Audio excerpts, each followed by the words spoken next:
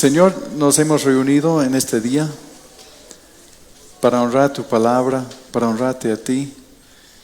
Y Señor, pedimos que tú me ayudes a transmitir lo que hay en tu corazón en este día. Danos oídos para oír tu palabra. Señor, un espíritu enseñable. Y Señor, revélate a nosotros, a cada uno de nosotros. No solamente en este día, pero que cada uno de nosotros tengamos una revelación de quién eres tú todos los días, Señor, y tener la plena conciencia de que tú estás a nuestro lado en todo momento. Señor, gracias por darnos este libro, por darnos instrucciones y por darnos tu espíritu. Ayúdanos a comprenderte y conocerte más en este día. Lo pedimos, Señor, en el nombre de Jesús. Amén. Amén. Sí, pueden tomar sus asientos.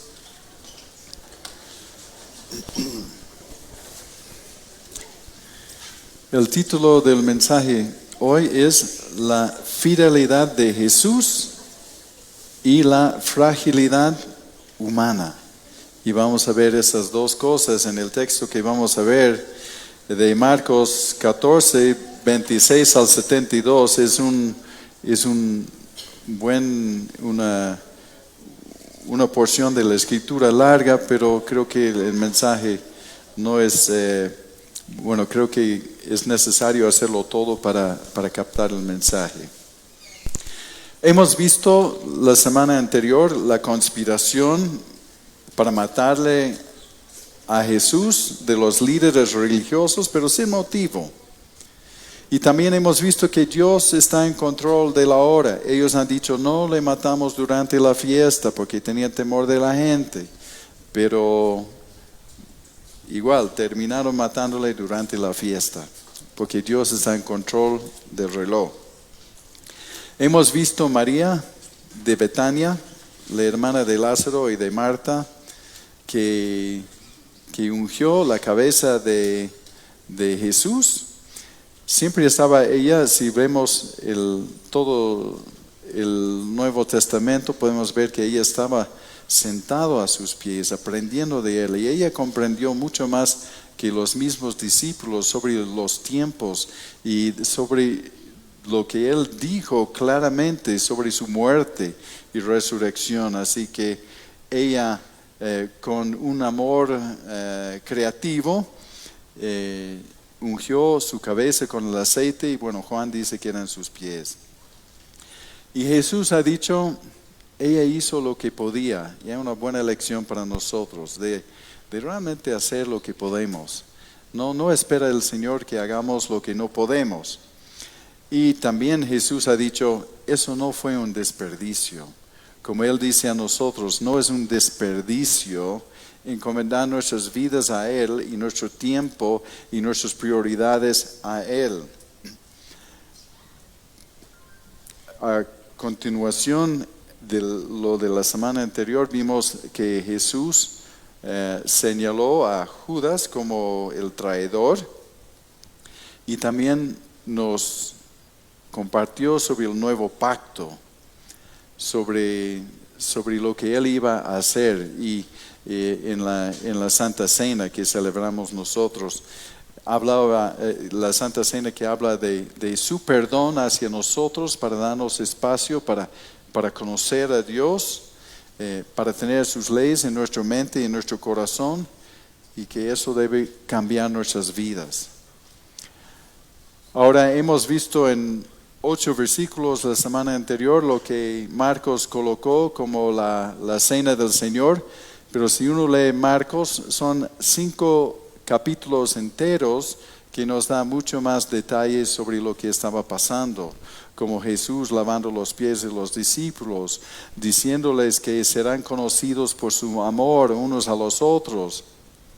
Dijo que no se turben sus corazones, creen en Dios, creen en mí, porque en la casa de mi Padre hay muchas moradas, hay lugar para ustedes, y voy y preparo lugar para ustedes. Y Él dijo que yo soy el camino para alcanzar esto.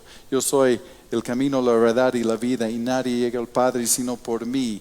Dijo que no les dejaré huérfanos, más bien les daré mi espíritu para que me puedan conocer, para que puedan ser guiados y que puedan recordar todo lo que he enseñado. También dijo que en esta vida va a haber problemas para los seguidores de Cristo. Tal como le han perseguido a él, él ha dicho que sus discípulos, los que le siguen, pueden esperar el mismo rechazo. Pero ha dicho, no se preocupen porque he vencido. No, he vencido. Entonces, y después ya su oración espectacular, intercesión por los discípulos, donde dice, bueno, la vida eterna es conocerme a mí. Todo esto sucedió y bueno, Marcos no colocó, digamos, tanto detalle como Juan en eso, pero eso es lo que recibió los discípulos en este tiempo. Entonces Jesús invita a esos discípulos a andar con él, de seguirle, para que se conviertan en pescadores de hombres. Y así hemos visto su discipulado con ellos, que caminando con Jesús ellos veían cómo es el reino de Dios presente, cómo es la vida que Jesús quiere producir en uno. Y les enseñaba en las montañas, en el mar, sobre el camino, en todo lugar. Él andaba con él y pasar tiempo con él era fundamental en su llamado a ser discípulos. Ellos tenían tiempos, algunos de ellos en la montaña de la transfiguración, pero también en el valle del fracaso, de no poder echar fuera un demonio.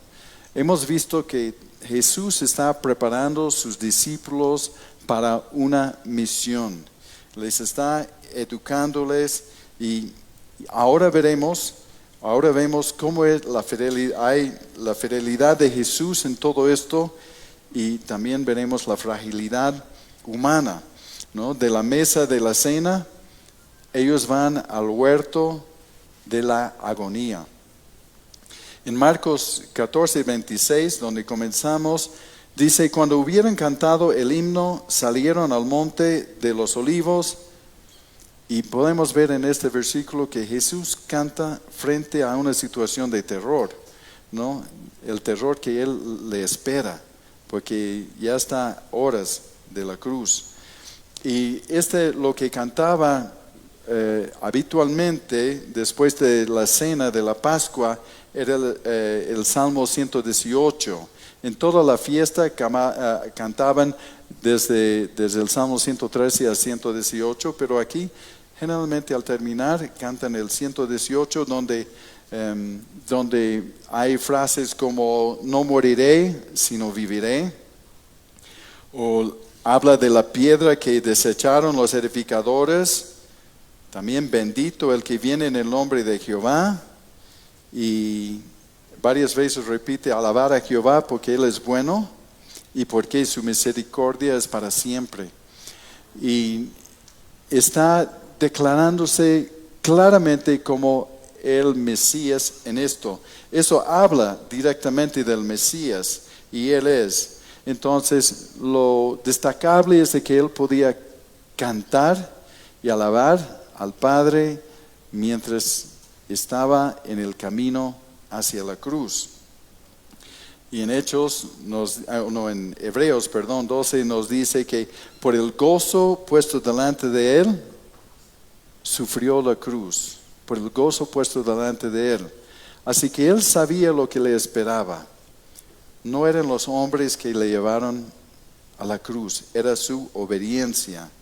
Y no va a la cruz con una resignación fría, sino con adoración por su fidelidad hacia la misión de Dios, ¿no? Y la verdad es que es bueno para nosotros cuando nos enfrentemos situaciones adversas de seguir alabando al Señor, cantando Dios ha sido bueno aunque no entendemos, aunque las circunstancias no se ven muy bien. En versículos 27 al 30, y voy a tener que correr porque es largo, pero creo que vamos a entender el mensaje. En el 27 dice, entonces Jesús les dijo, todos se escandalizarán de mí esta noche, porque escrito está, heriré al pastor y a las ovejas serán dispersadas. Pero después que haya resucitado, iré delante de ustedes a Galilea. Entonces Pedro le dijo, aunque todos se escandalicen, yo no.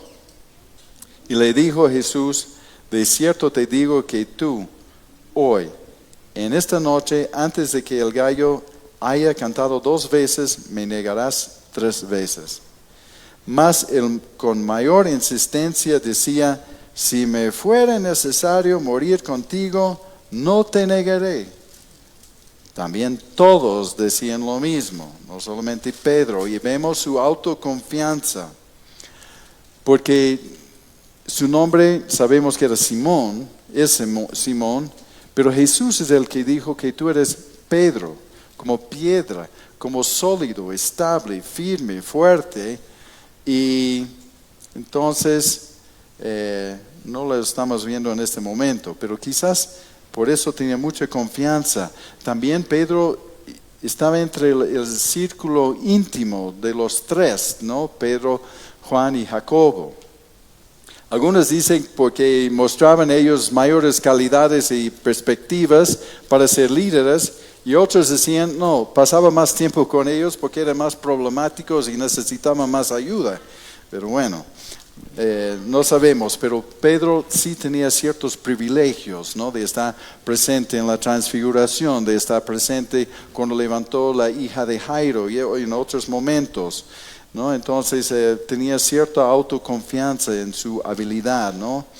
Y Pedro y los discípulos, los demás discípulos, confiaban en su propia fuerza de voluntad, pero no prestaron atención de que Jesús ya les había citado la escritura de Zacarías que tenía que cumplirse. Y en Zacarías 13:7 dice, levántate, oh espada, contra el pastor y contra el hombre compañero mío, dice Jehová de los ejércitos, y hiere al pastor y serán dispersadas las ovejas. Entonces eso sí tenía que cumplirse. Pero de todos modos Pedro promete fidelidad desde su fuerza de voluntad, de su carne. Pero también hay que ver que ellos todavía no tenían el Espíritu Santo, ¿no? Y todos decían lo mismo, todos estaban confiados de que no negarían a Cristo. Y así vemos la fragilidad humana colectiva. Y Jesús lo sabía. Jesús sabía de su debilidad y también sabe de nuestra debilidad, ¿no? Pero lo bueno es que aún así nos ama y aún así ve esperanza en nosotros. Y reconocer nuestra vulnerabilidad nos lleva a una dependencia total de Dios y no en la fuerza de nuestra voluntad. Así que Pedro, como portavoz para los demás discípulos, estaba muy confiado de que podía ir y morir con él. Y eso nos lleva a Getsemaní. Getsemaní significa prensa de aceite. Era una prensa para los olivos, para las aceitunas, para hacer aceite, ¿no? Y aquí es donde vemos que la batalla fue ganada para Jesús en la oración. En el 32 y 34 al 34 dice, vinieron pues a un lugar que se llama Getsemaní, y dijo a sus discípulos, siéntense aquí entre tanto que yo oro. Y tomó consigo a Pedro, a Jacobo y a Juan, y comenzó a entristecerse y a angustiarse, y les dijo, mi alma está muy triste hasta la muerte, quédense aquí y velan. Nuevamente vemos que Jesús seleccionó a Pedro, Jacobo y a Juan para los momentos más íntimos y especiales. Y debe ser un lugar donde habitualmente oraban. Juan dice esto, ¿no? Al lugar donde se acostumbraban ir. Y Judas lo conoció bien, así podía llevar a los soldados donde Jesús, ¿no? Y entonces aquel Jesús, el Señor que calmó el viento y el mar, sanó enfermos, levantó muertos y tenía poder sobre demonios, está angustiado, está triste. Y porque más que el dolor físico, lo que le esperaba, Él iba a cargar con nuestros pecados. Y eso es fuerte, porque implica una separación del Padre por primera vez, y era un peso bastante fuerte cargar sobre Él los pecados de la humanidad, pasados, presentes y futuros, en la cruz. Y como dice, menciona en 2 Corintios 5, el 21, que dice: al que no conoció pecado, por nosotros Dios lo hizo pecado para que nosotros fuéramos hechos justicia de Dios en él. El que no conoció pecado se cargó con el pecado de la humanidad. Y entonces su tristeza y su angustia es porque iba a experimentar el peso de esta carga y también la separación del Padre, por lo menos momentáneamente. Llegamos al 35 y 36, donde dice: yéndose un poco adelante, se postró en tierra y oró que si fuera posible pásase de él aquella hora. Y decía: Abba, Padre, todas las cosas son posibles para ti. Aparta de mí esta copa, mas no lo que yo quiero, sino lo que tú quieres. Y la copa, cuando lo vemos en Salmos, Isaías y Jeremías, es el cáliz de su ira o el juicio de Dios, la copa de su ira. Entonces dijo que si fuera posible, levante esta carga de mí, pero también dijo: más no lo que yo quiero, sino lo que tú quieres. Y él entendió su misión, y Jesús ganó la batalla en este monte de Getsemaní, en la prensa de aceite, la lucha real, la batalla real que estaba enfrentando, ¿no? Y de su voluntad de ceder completamente a la voluntad de Dios, ¿no? Entonces, esta prensa simboliza la presión espiritual y emocional que Jesús enfrentó.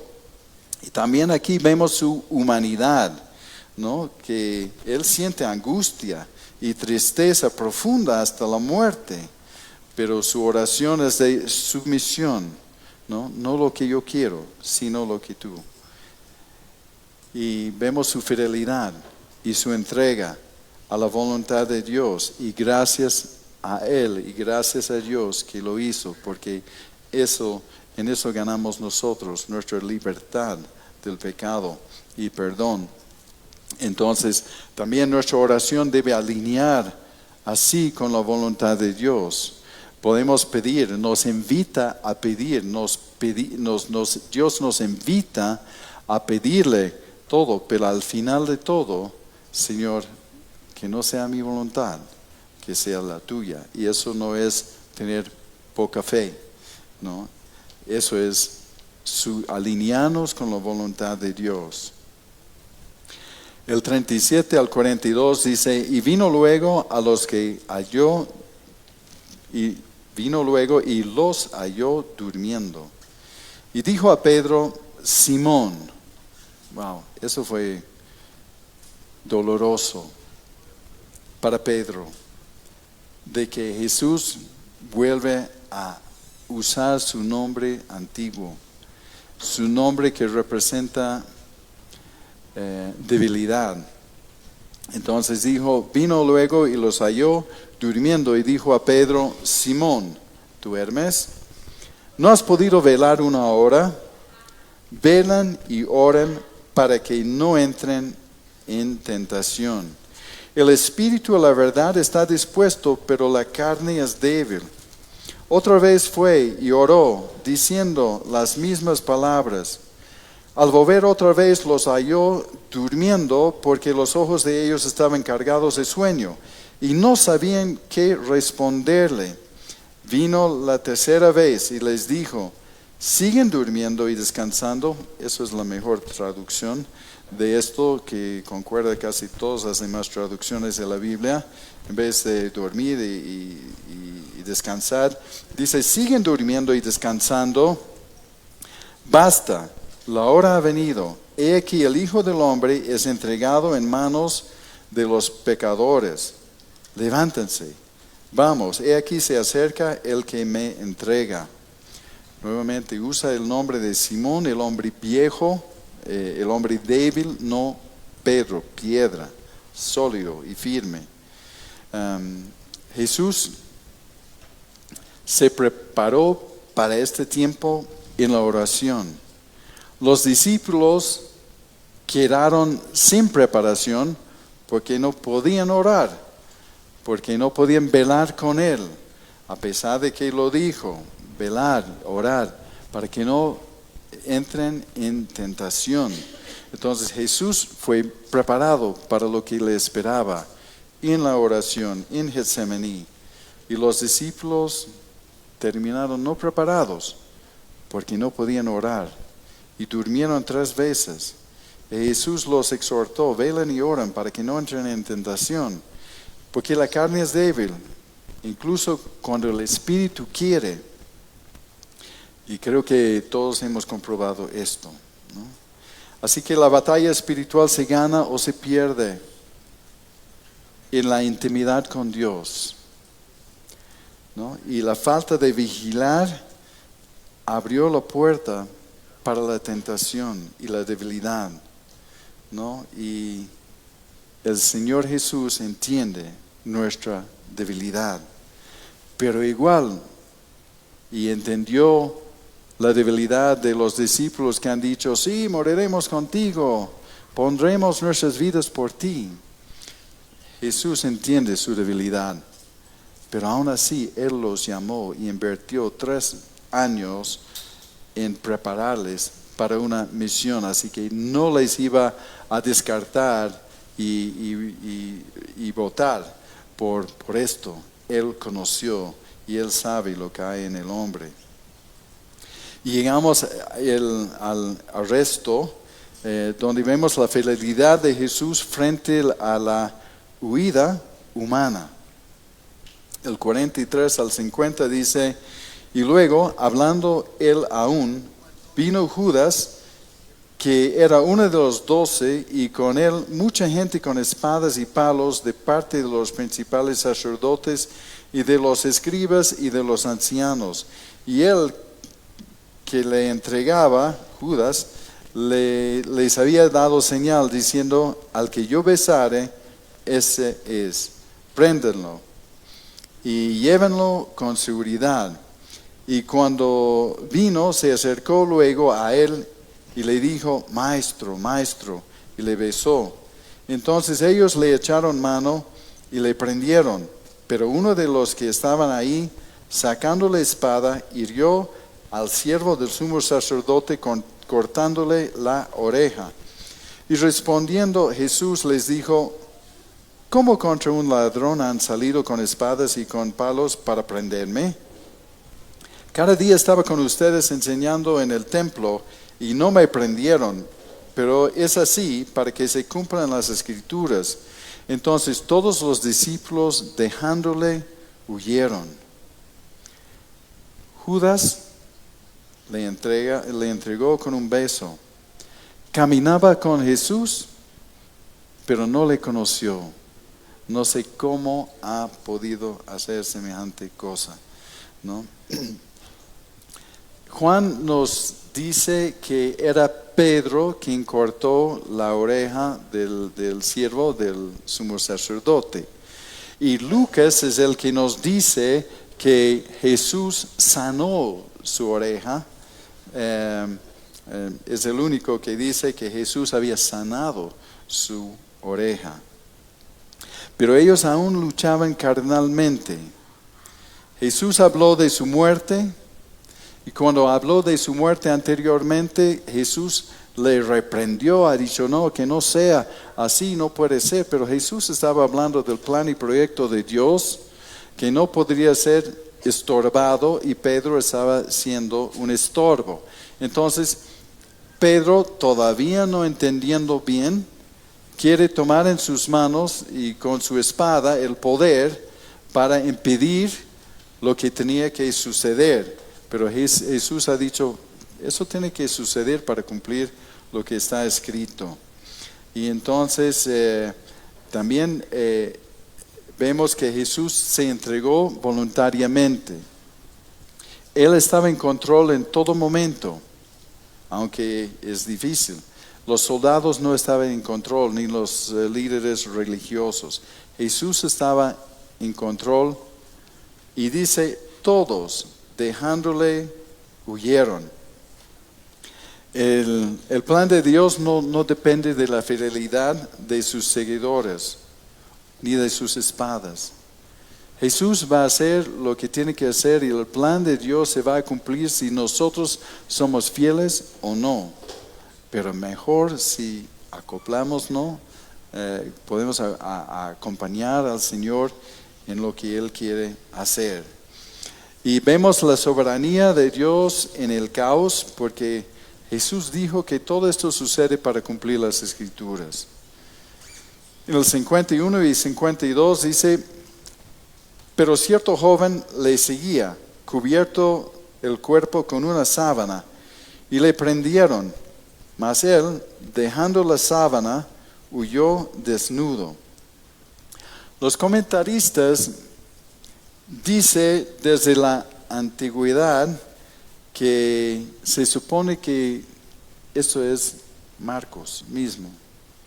Y lo dicen por lo siguiente, porque si se acuerdan en Hechos 12, cuando Pedro fue soltado de la cárcel milagrosamente por un ángel y llevado, y todos los guardias durmiendo, y fue realmente sensacional, espectacular el milagro de soltar a Pedro de la cárcel. Y fue donde la casa de María, la mamá de Marcos, y se estima también que esto es el lugar donde cenaban y donde estaban en el aposento alto reunidos para la cena de la Pascua. Entonces, eso es lo que dicen, y esos son comentaristas desde la antigüedad que más conocían la situación y escuchaban los rumores, ¿no? O tenían más acceso a los detalles. Entonces, probablemente Marcos, según ellos, probablemente era él, porque estaba en su casa, claro, no estaba bien vestido, agarró una sábana, no sé cómo es todo esto, pero que él conoció también el lugar donde se reunían en el huerto. Entonces él les seguía a Jesús y los discípulos, y por eso estaba presente. Y algunos estiman que Marcos se identificaba mucho con Pedro, y Pedro es quien le da todo este relato. Y se identifica con Pedro con sus desaciertos, porque él también, cuando estuvo con Pablo y Bernabé en la misión, abarcando y llevando el evangelio a muchos lugares, Marcos abandonó. Entonces Marcos creo que quedó con esto del sentir de fracaso. Entonces por eso Marcos incluye esto, ¿no?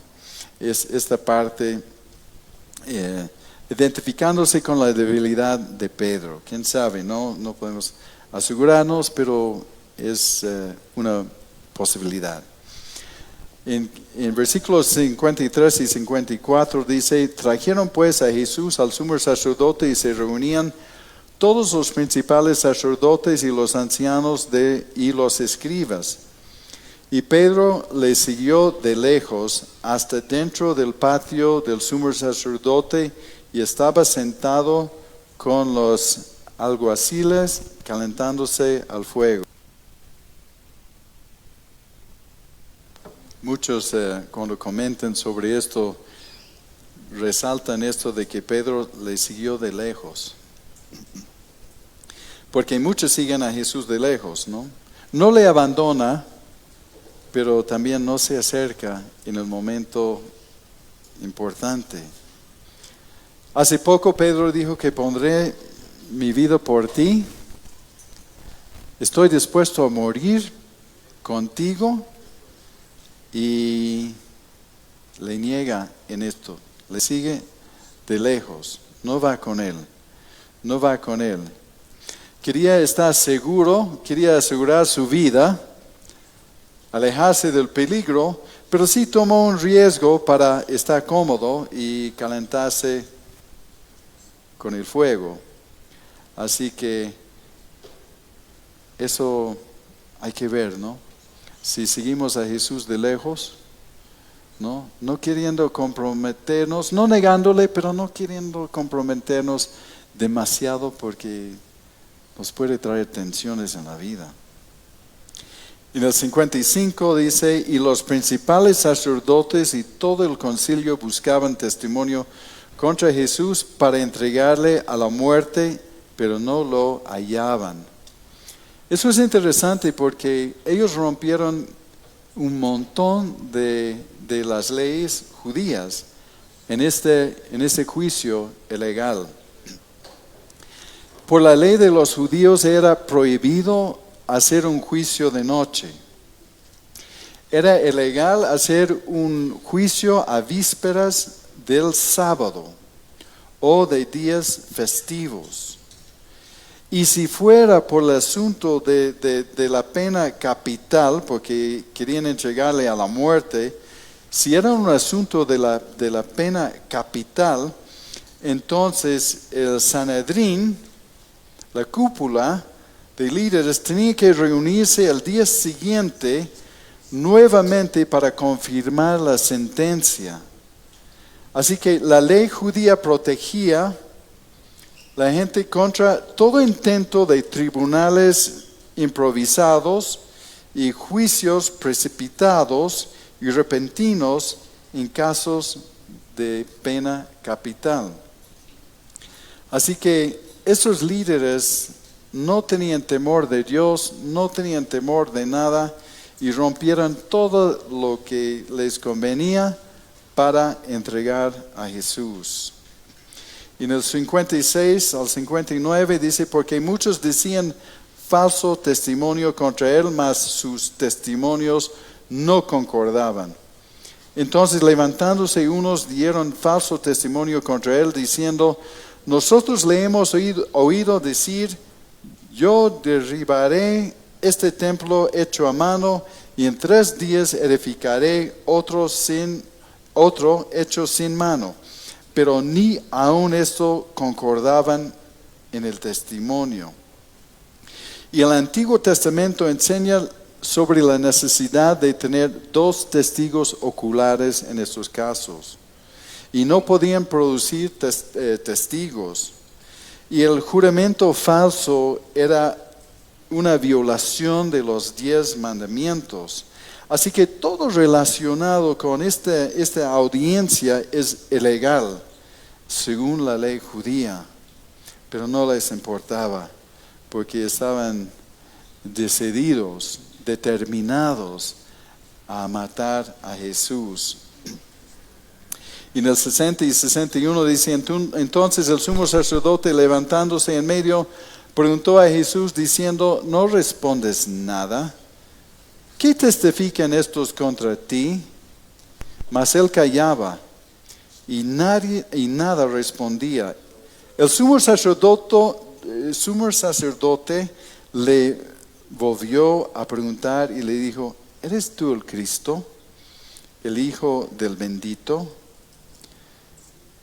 Bueno, aquí vemos una parte de Isaías 53 cuando habla del Mesías, donde dice que no abrió su boca.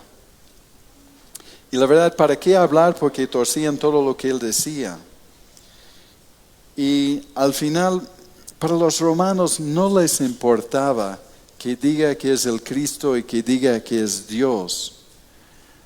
Lo que les importaba a los romanos es que diga que es el rey.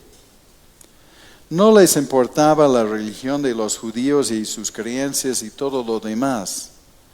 Pero para los judíos la parte importante era de que estaba declarándose como el Mesías, como Dios.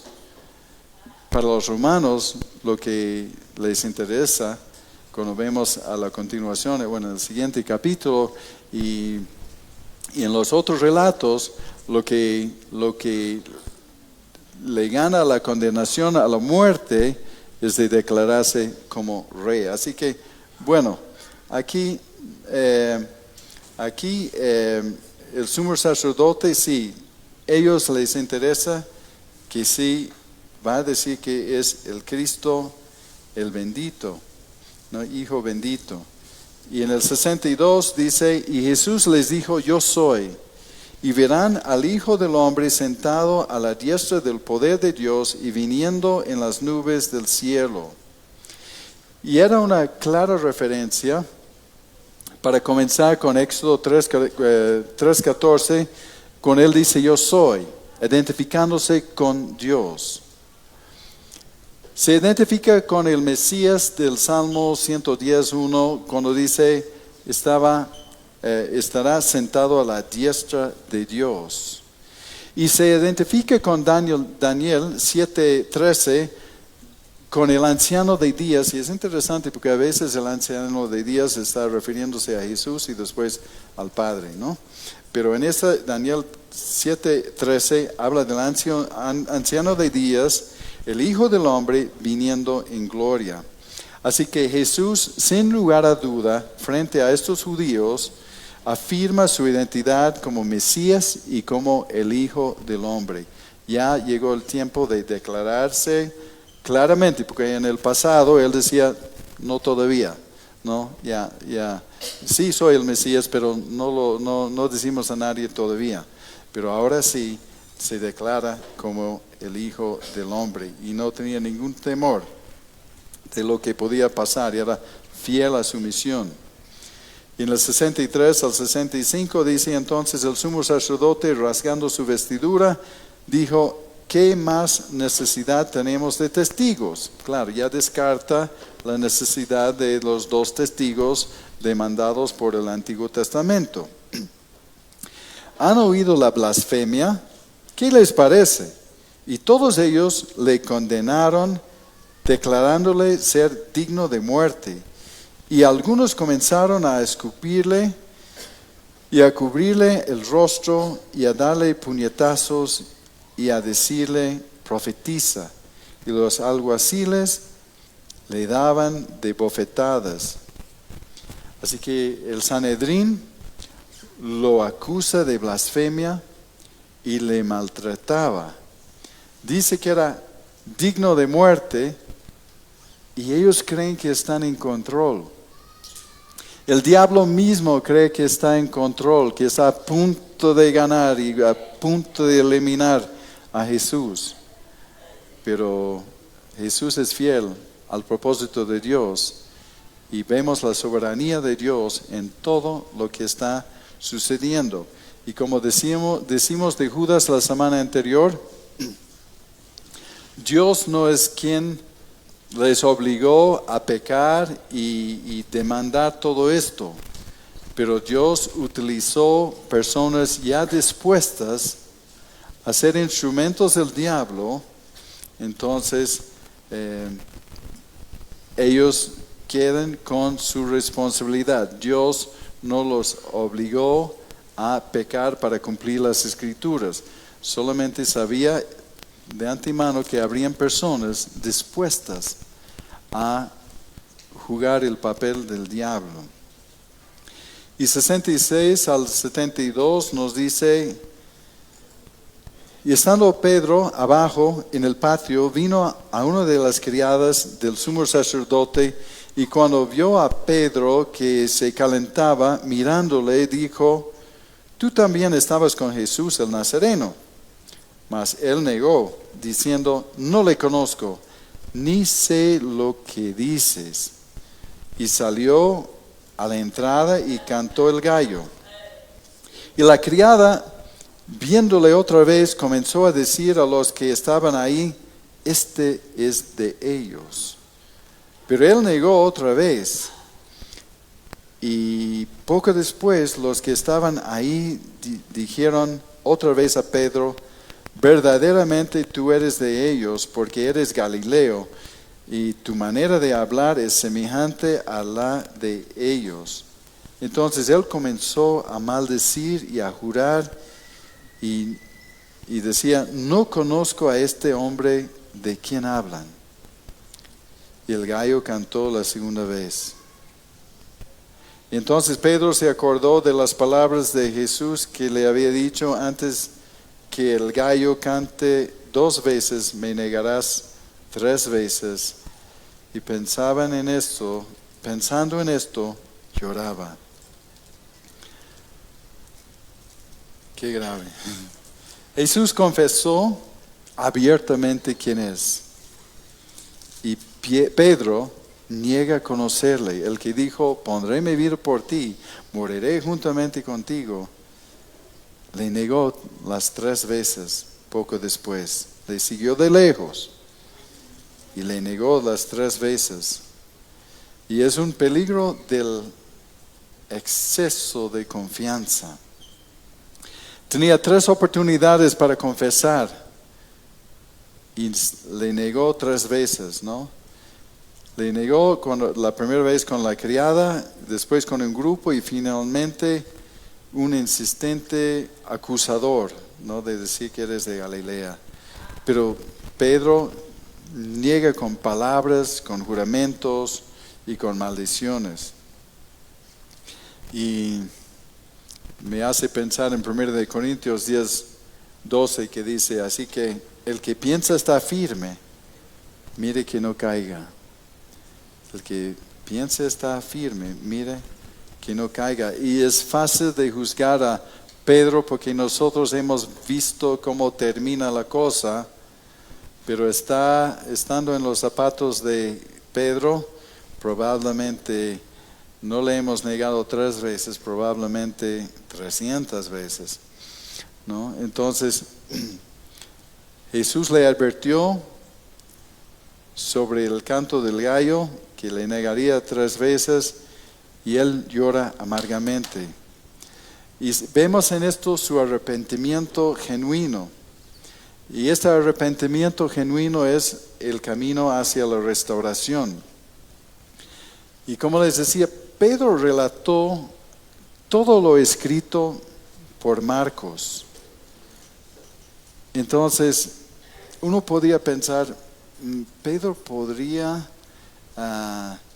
obviar algunas de estas cosas vergonzosas, pero se ve la honestidad de Pedro, porque Pedro es quien le dijo a Marcos de todos sus momentos vergonzosos, y en eso vemos nosotros un corazón arrepentido. Reconoció su condición y se ve ya su madurez y su humildad. Y Marcos se identifica con Pedro por sus propios fracasos, ¿no? En el asunto de Pablo, de la misión con Pablo. Entonces podemos concluir que el pasaje que hemos visto muestra la fidelidad inquebrantable de Cristo, de Jesús, y la fragilidad de los discípulos. Y aparentemente todos fracasaron, pero ellos estaban en la escuela de Jesús.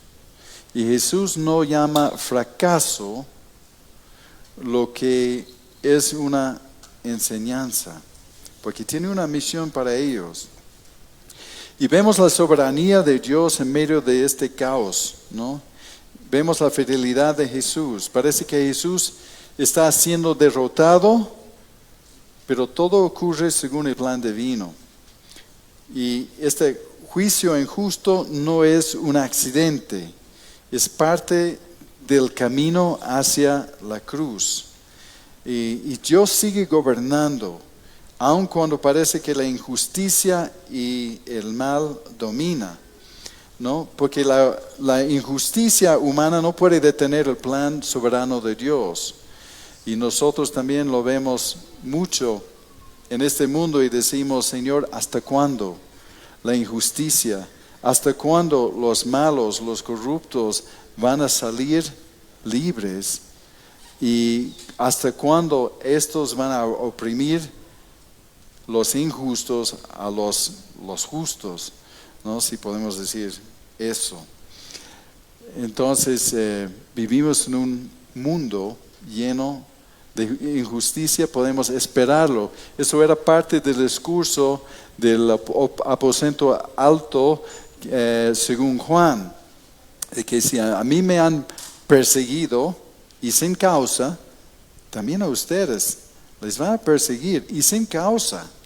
Y van a pensar que están haciendo un favor a Dios. Y cuando están siendo instrumentos del diablo, ¿no? Entonces, vemos a Jesús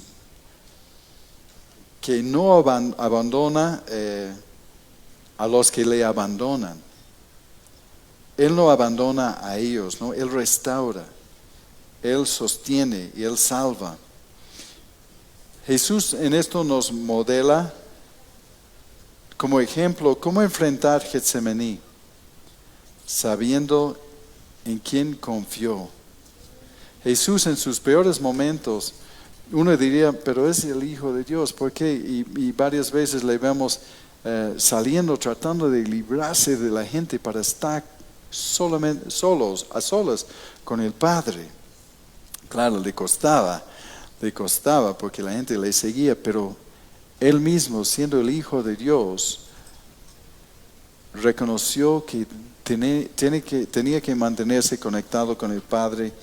Y creo que si los discípulos hubieran aprendido esto, no hubieran fracasado tan miserablemente en esos momentos. Así que, y en eso también vemos que la integridad cristiana se prueba más en los momentos de presión, porque la integridad durante la calma y la bonanza no es una señal muy verificable de la madurez de alguien.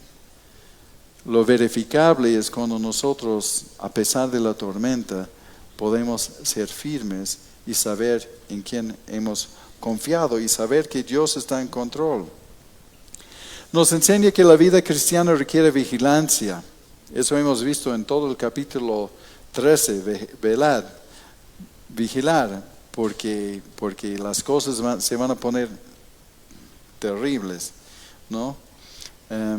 Y también hemos visto en esto que la debilidad humana no cancela lo que es el llamado de Dios, ¿no? Pedro fracasa, pero vamos a ver que él no es descartado.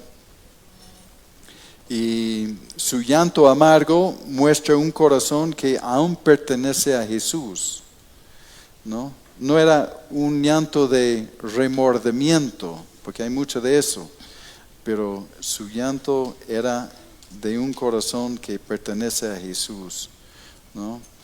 Y vemos que su arrepentimiento genuino abrió la puerta para la restauración.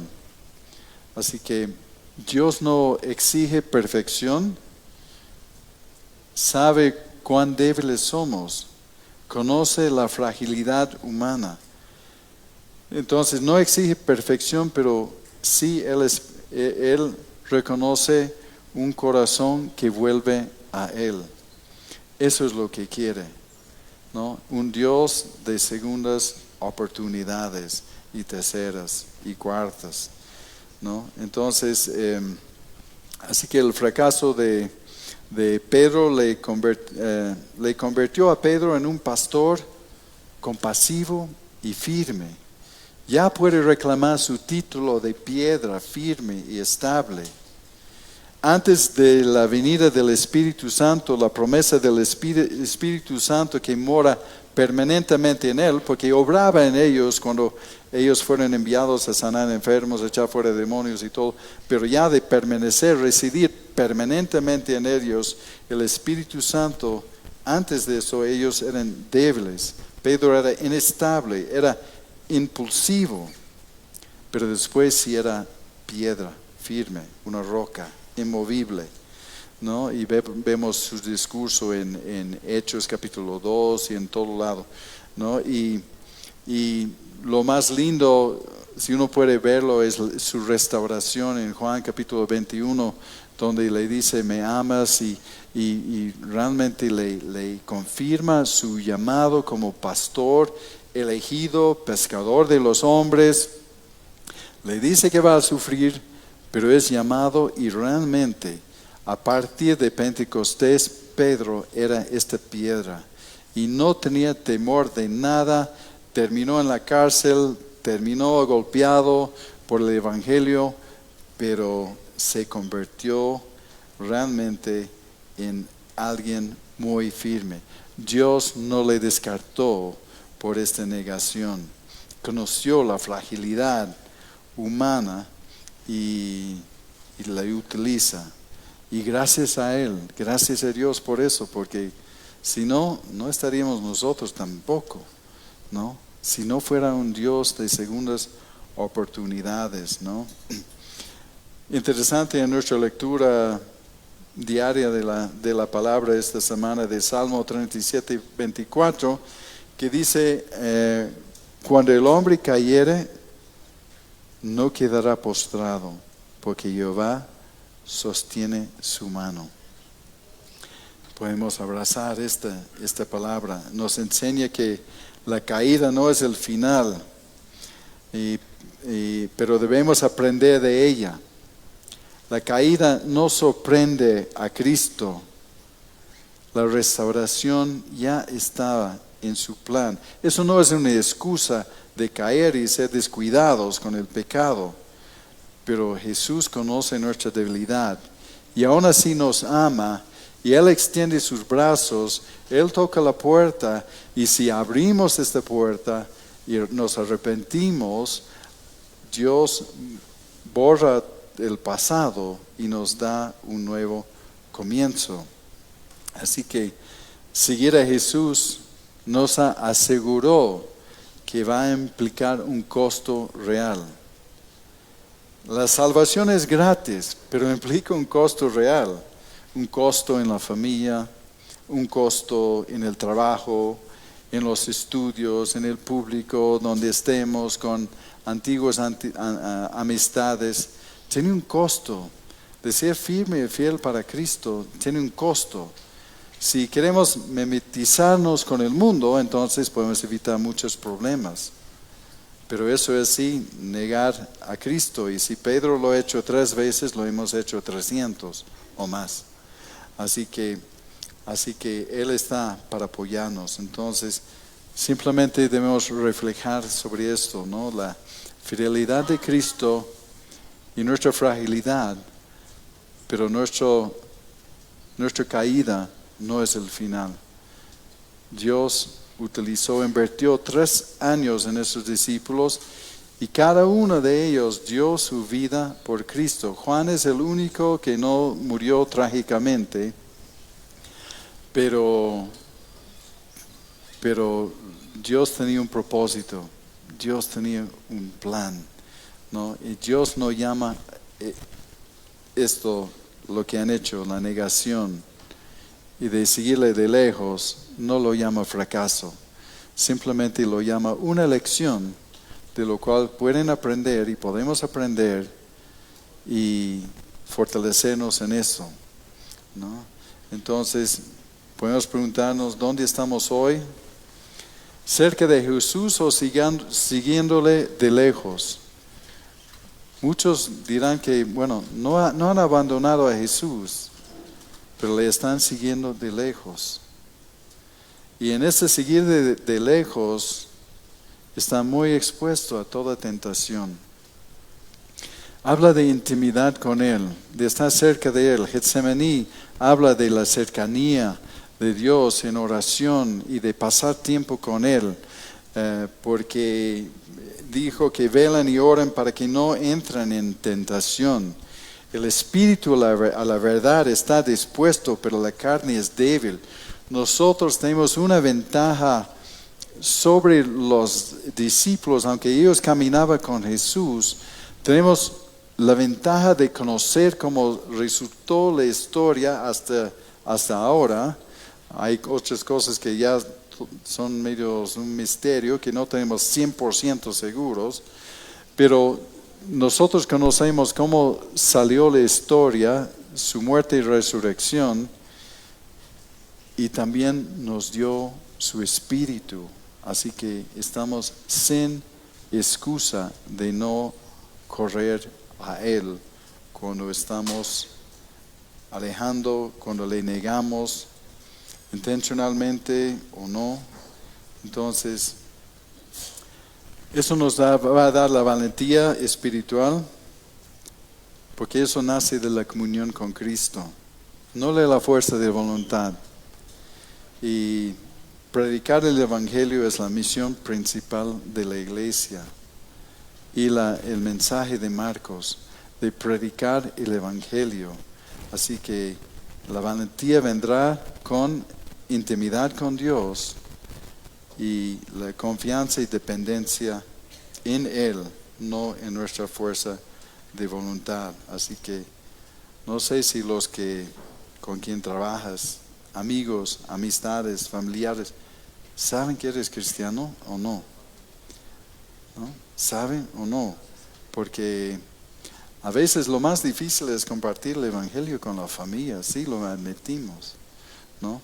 Pero confiemos nosotros más en la gracia de Dios que en nuestra fuerza de voluntad. Pedimos a Dios que nos ayude en todo esto. Vamos a ponernos de pie, vamos a orar. Sé que era a la carrera, pero creo que nos da un mensaje. Que Dios nos ayude, que Dios me ayude, ¿no? Porque es fácil simplemente quedarnos callados. A veces uno cree que la negación de Jesús es de negar con nuestras bocas y maldecir y decir todo lo que ha dicho Pedro, pero también hay una negación silenciosa. Que Dios nos dé la valentía de saber que Él está en control, que Jesús es fiel, que Dios tiene un plan. Si entendemos o no entendemos, si entendemos una parte o no, Dios está en control y Él tiene un plan maravilloso para nosotros si lo hacemos conforme a su voluntad. Así que oraremos. Padre, queremos darte las gracias por tu palabra. Gracias, Señor, porque a pesar de nosotros, nos amas. Gracias, Señor, porque eres Dios de segundas oportunidades. Gracias, Señor. Dios, probablemente, y en mi caso puedo decir afirmativamente, te he negado. Y probablemente todos te hemos negado. Era el camino de menos resistencia, era más fácil. Señor, hemos dudado de tu respaldo, de tu soberanía. Ayúdanos, Señor, a ser valientes en esta misión. Ayúdanos, Señor, en el tiempo que nos queda en estos cuerpos, de ser luz en las tinieblas, de poder hablar con valentía sobre ti, de no negarte más, Dios, ayúdanos. Pedimos, Señor, tu ayuda en el nombre de Jesús. Amén.